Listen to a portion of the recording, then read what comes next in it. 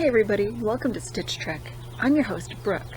I know, it's been an entire year since my last episode, but 2020 sucked. A lot happened, but one major change is you won't be seeing a lot of this room anymore. This room has become my boyfriend's work-from-home office. This might have been a blessing in disguise, though, because it forced me to build a studio in my basement. I think this time away has also given me a chance to think up a new formula for the show. What if I make a costume from every episode in order? The first section would be me making the costume. The second part would be the makeup, wigs, whatever accessories would go with it, and at the end of that episode you'd get to see the costume put together. But as we all know, not every episode lends itself to the making of a costume, so I figure for those instances I'll make a prop. Then, maybe in between, I'll have an episode where I review a costume that anybody can buy online.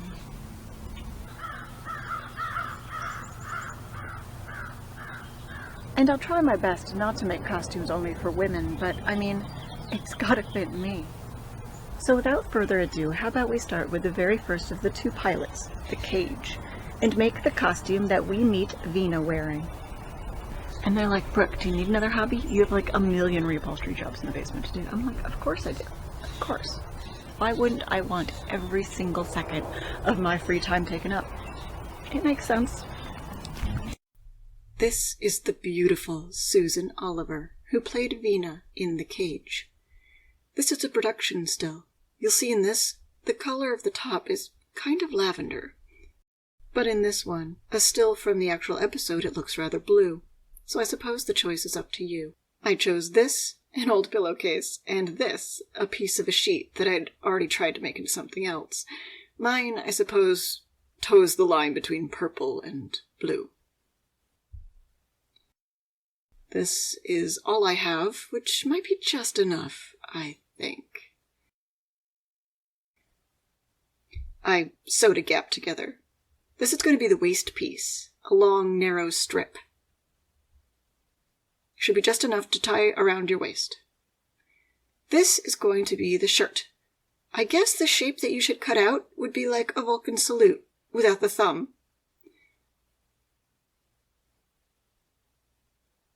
This is where your shoulders will lie, and that's where your head's gonna go. I'm gonna cut off these funny little hangnails here. We don't need this.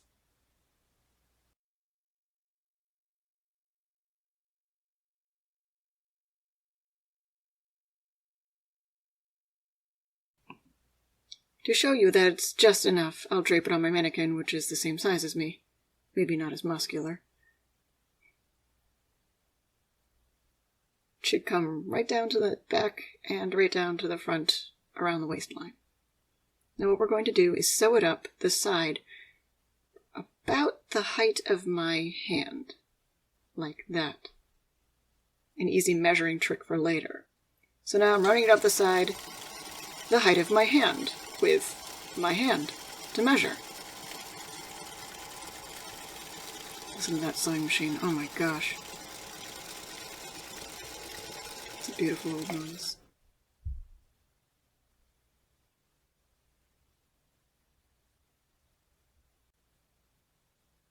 My plan is to tack the belt at only 2 points on either side along the seam that I just sewn. I can tuck it and arrange it as I like when I wear it.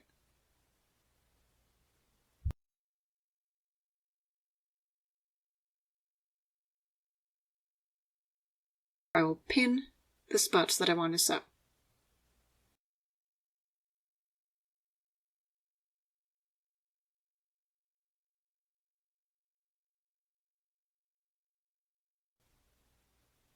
And here I'm tacking each of those 2 spots. It's okay that this costume looks rough. It is, in fact, supposed to be made in the show out of scraps. So threads hanging, rough edges are perfectly acceptable.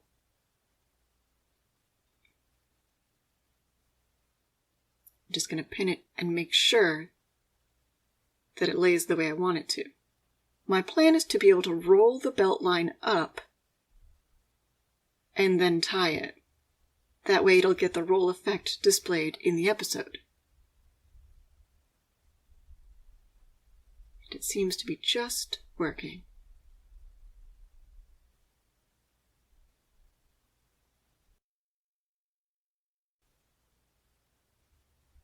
A little tuck, and a little tie.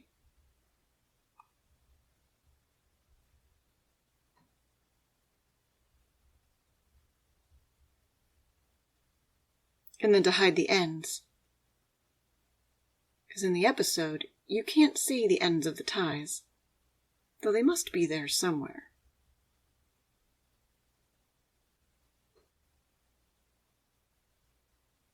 And there we are.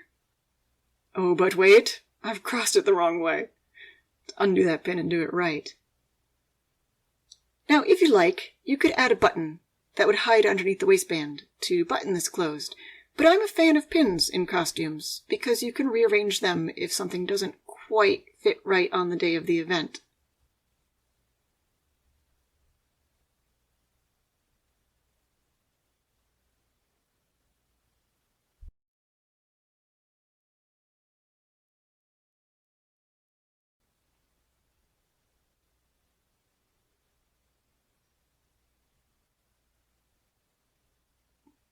Now, we're going to cut, what should I call these?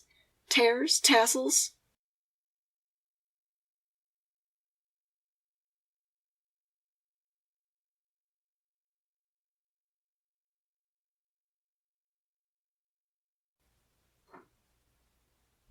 On one side all the way back, and then on the other side all the way back. It's okay if they're not even. This costume is supposed to be made of literal rags.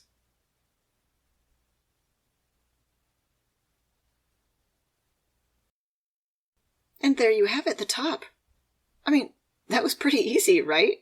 I suppose we should make a skirt now, to hide your legs. This catches 5. I've cut open my pillowcase, so that it's one large piece now. And I'm just going to fit it a little looser than the waist of my mannequin, to leave room for adding a zipper. And then trim it to the height of the underskirt in the episode. You get very vague glimpses of the underskirt, but you know it's there. So it has to be just long enough to, hide your decency? It's also higher on the right hip than it is on the left, and I'm going to leave it a little longer in the back, in case I have to bend over and pick something up.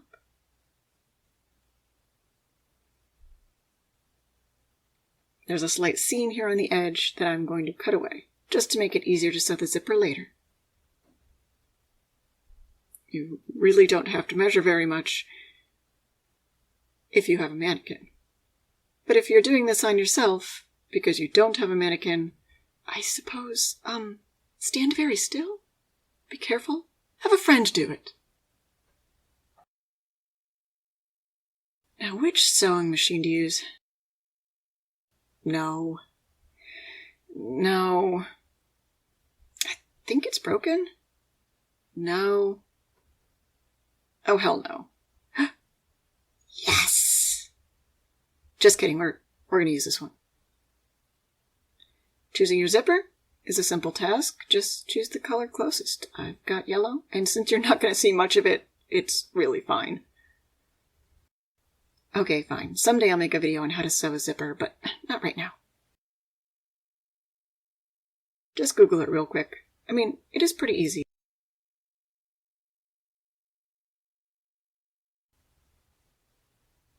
Now I'm just going to line it up. Dirty side in with the other edge. By dirty side, I just mean the rough edge needs to end up on the inside of the garment, of course.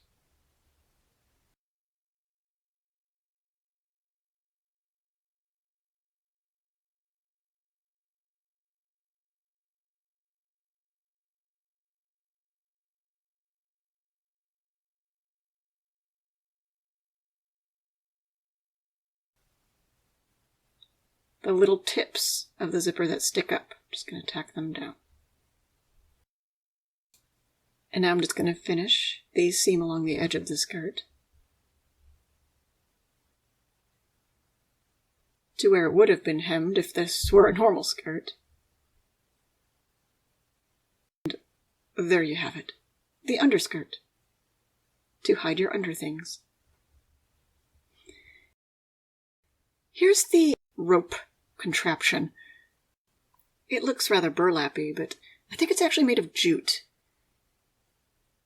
And here it is, many, many years later, having fallen apart quite a bit. This is jute. Lovely, itchy stuff.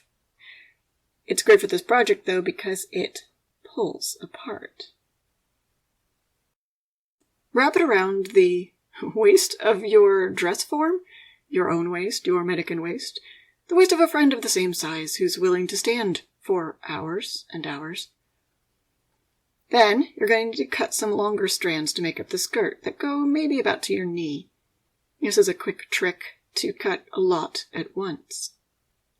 Back and forth and back and forth. Then, at the end, when you get there,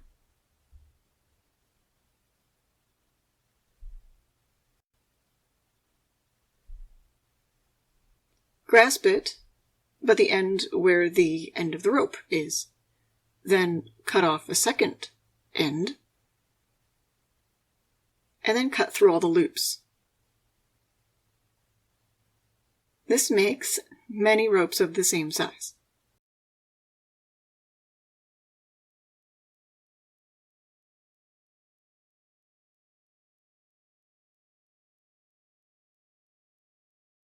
Now, what you're going to want to do is take these ropes, pull apart the belt section, and slide the ropes through the hole you've created. You're going to have to do this over and over again, all the way around the belt.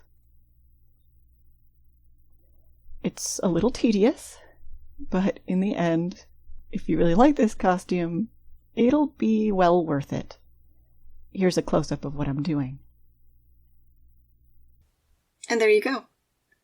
Once you've gone all the way around, make sure to keep track of the belt knot. You're not going to want to confuse these with the other. Now, because there'll be a gap, as you can't include the belt ties in the actual weaving, we have to add a piece right next to the knot.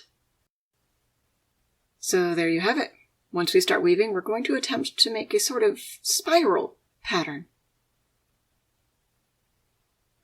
Now, here's how you're going to do that. One strand is going to go straight, and the other one is going to go sideways.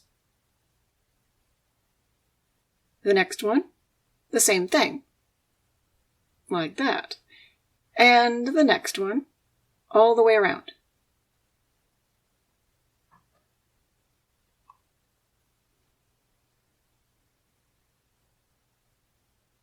So, how about we begin? The same way that we thread the skirt sections through the belt section, you thread these skirt sections through the neighboring skirt sections. And you know what? It's kind of really okay if you mess up, because this is supposed to look like it's made of scraps. Some, maybe, futuristic space netting? Is futuristic space netting going to be made out of jute? Maybe I should invest in jute. I should also mention that jute comes in different gauges, different thickness, and even different shades.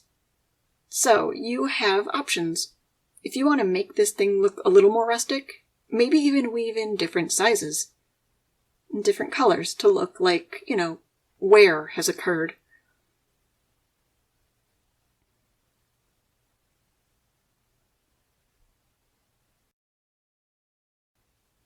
But who wants to watch me do the entire thing? Let's speed this up a little more so you can get a better idea as to the pattern. And there we are. You just have to continue the entire way around. So this is the important part. You have to skip over the two strands of the side tie so you can put it on. We're just going to tuck those up to keep them out of the way, so we're not confused.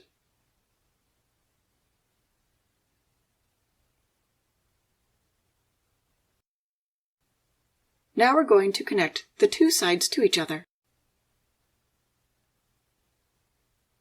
This makes it so when you undo the knot, you have more space to put it on. If you need even more space, just thread the jute through itself lower. Then continue your network. Get it? Network. Yeah, it's not funny. Let's speed this up. This is gonna be a while.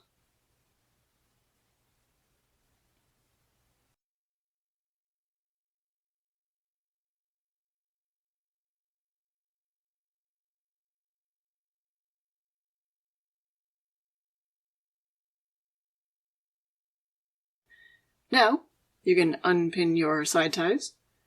And since you don't want them dangling on the outside and ruining the look, the easiest way to hide them is just tuck them into the skirt. They'll blend in really well.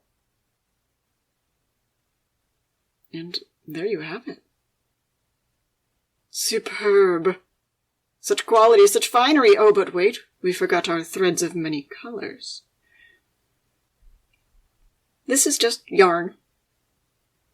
I'm going to do the same thing I did with the jute, only threading the yarn through the jute this time, and then threading the yarn through itself to hold it in place. See, I've pulled it apart, and now I'm just going to tuck it into itself to keep the end secure. I don't know why, I didn't feel like tying knots in this thing.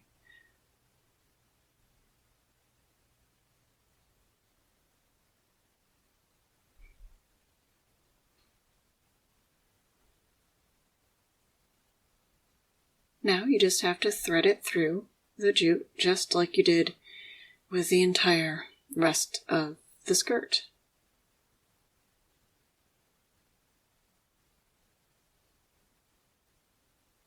This is some nice yarn. It changes colors as it goes along, so I didn't have to buy a bunch of different colors.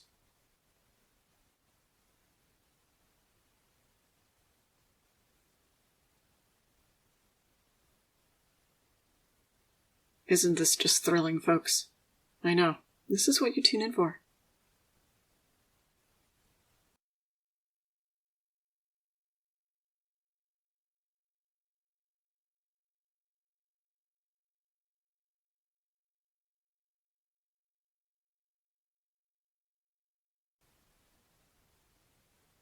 So here I'm doing the same thing as before, pulling the yarn apart a little and tucking it into itself. Before threading it through the jute.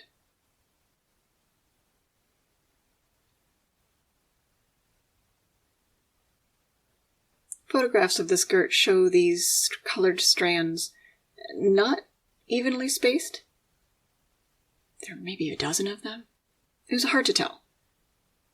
Put a couple kind of close to each other and others far away just to make it look more, what's the word? Natural?